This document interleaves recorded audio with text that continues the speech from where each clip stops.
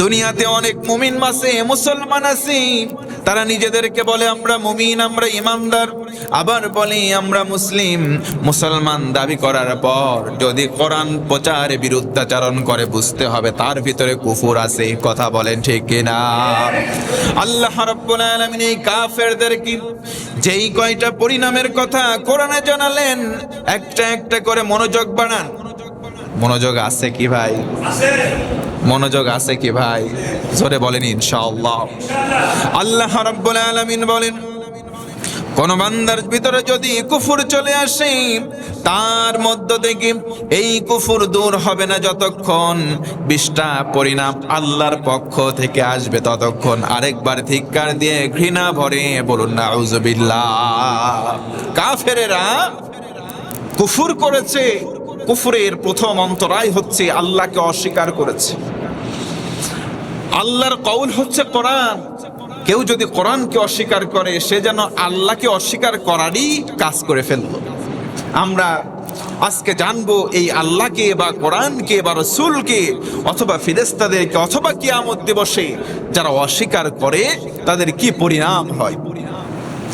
আল্লাহ রাব্বুল আলামিন বলেন, ইন্না শাররাদ দাওয়াবি ইনদাল্লাহিল্লাযীনা কাফারু ফাহুম লা ইউমিনুন। সকলে গোচর গলায় বলেন আল্লাহু আকবার। আল্লাহ রাব্বুল আলামিন বলেন, আল্লাহর নিকট নিকৃষ্ট জীব ওই সমস্ত বান্দারা যারা কিনা এই সৃষ্টিকুলের মধ্যে সবচাইতে নিকৃষ্ট আল্লাহর কাছে, তারা হলো কাফের। তারা হলো কাফের, আল্লাহকে অস্বীকার করেছে। ইন্না শাররাদ দাওয়াবি ইনদাল্লাহ, নিশ্চয় আল্লাহর কাছে সবচাইতে নিকৃষ্ট প্রাণী হলো তারা যাদের ভিতরে আল্লাহর প্রতি ঈমান নাই, যাদের ভিতরে আছে কুফর। আমাদের ভিতরে ঈমান, জোরে বলেন আছে না নাই? আমাদের মধ্যে ঈমান আছে, যাদের মধ্যে ঈমান নাই আল্লাহ বলেন তারা সৃষ্টিকুলের ভিতরে সবচাইতে নিকৃষ্ট। নাউযুবিল্লাহ। 2 নম্বর হলো তাদের যেমন সম্মান নাই, কোনো সম্মান মর্যাদা নাই।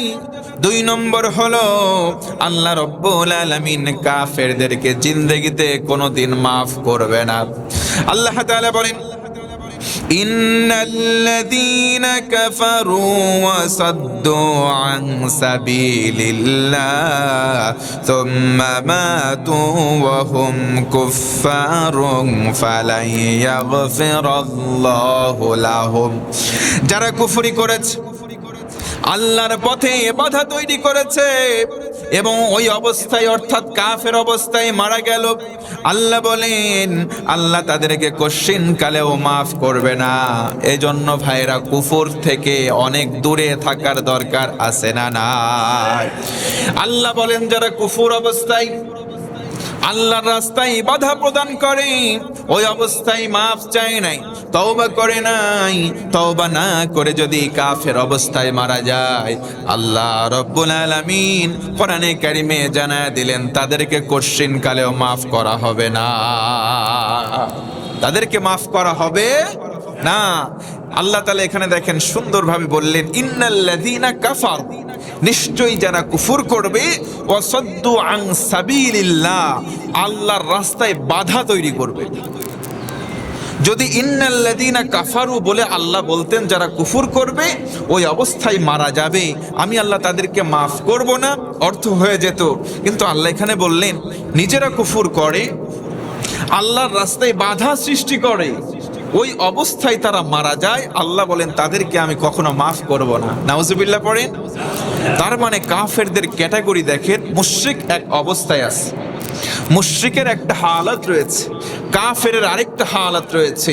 কাফের হচ্ছে সবকিছু জানে, জানার পরে অস্বীকার করে আমি মানি না। অনেককে বোঝাবেন আপনি, অনেককে আপনি বোঝাবেন, সে বুঝবে না। আপনি কেমন করে তারে বোঝাবেন? দিন শেষে সে বলল আমি বুঝলাম না, আপনি তারে বোঝাতে পারবেন? সবাই বলেন পারবেন? একজন যদি বোঝার পরেও না বোঝার অভিনয় করে, তাকে সবাই মিলে বোঝানো সম্ভব? কাফেরদের অবস্থা হলো ওই রকম। তারা সবকিছু জানে, সবকিছু বোঝার পরেও তারা অস্বীকার করলো, এমনকি আল্লাহর রাস্তা অর্থাৎ ইমানের রাস্তায় তারা বাধা প্রদান করলো। আল্লাহ বলেন এই সমস্ত মানুষদেরকে আমি আল্লাহ ওই পর্যন্ত রুখসত দিয়েছিলাম, ওই পর্যন্ত তাদেরকে আমি সুযোগ দিয়েছিলাম, মৃত্যুর আগ মুহূর্ত পর্যন্ত তারা তওবা করে নাই, তারা ফিরে আসে নাই। ওই অবস্থায় মারা যাওয়ার কারণে আমি আল্লাহ তাদেরকে মাফও করব না, জান্নাতেও দেব